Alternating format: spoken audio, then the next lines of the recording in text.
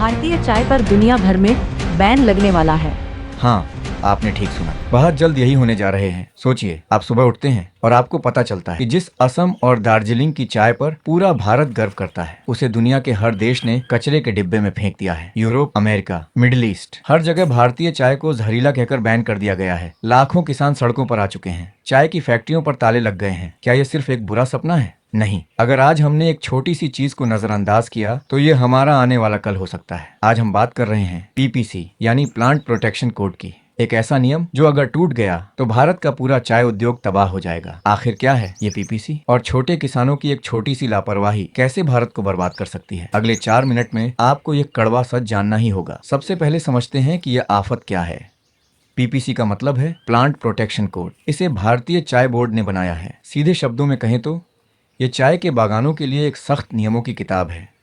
चाय की फसल को कीड़ों और बीमारियों से बचाने के लिए किसान कीटनाशकों का इस्तेमाल करते हैं, लेकिन आप अपनी मर्जी से कोई भी केमिकल नहीं डाल सकते। पीपीसी यह तय करता है कि आप केवल सरकार द्वारा मंजूर किए गए सुरक्षित कीटनाशकों का ही इस्तेमाल करें। उनकी मात्रा कितनी होनी चाहिए और किस समय छिड़काव करना है, और सबसे जरूरी, कीड़ों को मारने के लिए सिर्फ रसायनों पर निर्भर न रहकर जैविक और प्राकृतिक तरीकों को अपनाया जाए।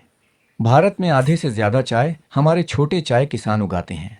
कई बार जानकारी की कमी या जल्दी मुनाफे के चक्कर में कुछ किसान प्रतिबंधित रसायनों का इस्तेमाल कर लेते हैं, लेकिन याद रखिए, ऐसा करना अपने ही पैरों पर कुल्हाड़ी मारने जैसा है। अगर आप पीपीसी को फॉलो नहीं करते तो क्या होगा?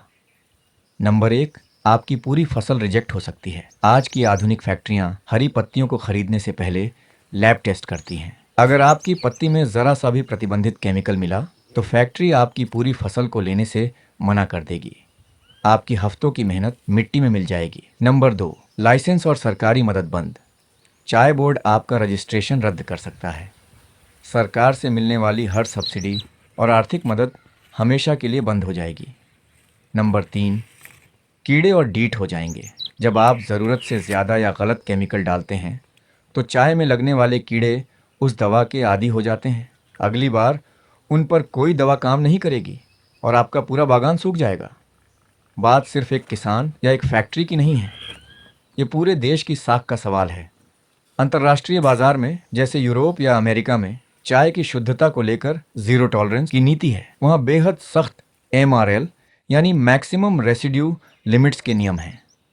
अगर भारतीय किसान पीपीसी का पालन नहीं करेंगे तो इंटरनेशनल मार्केट में क्या तबाही आएगी? सुनिए। पहला नुकसान, करोड़ों रुपए के शिपमेंट विदेशों के पोर्ट पर ही रिजेक्ट करके नष्ट कर दिए जाएंगे।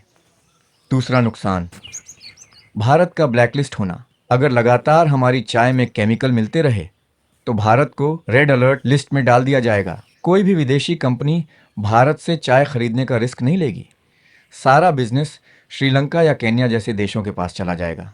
तीसरा नुकसान, देश के अंदर मंदी। जब विदेशों में हमारी चाय नहीं बिकेगी तो वो सारी चाय भारत के घरेलू बाजार में आ जाएगी। बाजार में अचानक चाय बहुत ज़्यादा हो जाएगी, जिससे चाय के दाम औंधे मुंह गिर जाएंगे। फैक्ट्रियां हरी पत्ती की कीमत कौड़ियों के भाव कर देंगी, यानी नुकसान घूम फिर कर फिर से किसान की जेब पर ही आएगा। दोस्तों, चाय सिर्फ एक फसल नहीं है, ये भारत की पहचान है। लाखों परिवारों की रोजी रोटी है। पीपीसी कोई बोझ नहीं, बल्कि हमारी चाय को दुनिया में नंबर 1 बनाए रखने का इकलौता कवच है। सुरक्षित खेती अपनाएं, देश की साख बचाएं। अगर आप एक चाय किसान हैं तो आज ही चाय बोर्ड की वेबसाइट पर जाकर अप्रूव्ड कीटनाशकों की लिस्ट देखें। और अगर आप एक चाय प्रेमी हैं तो इस वीडियो को इतना शेयर करें कि ये हर छोटे और बड़े चाय किसान तक पहुंच जाए। आपको क्या लगता है, क्या हम मिलकर भारतीय चाय के भविष्य को बचा पाएंगे? नीचे कमेंट करके ज़रूर बताएं। वीडियो को लाइक और पेज को फॉलो या सब्सक्राइब करना ना भूलें। जय हिंद।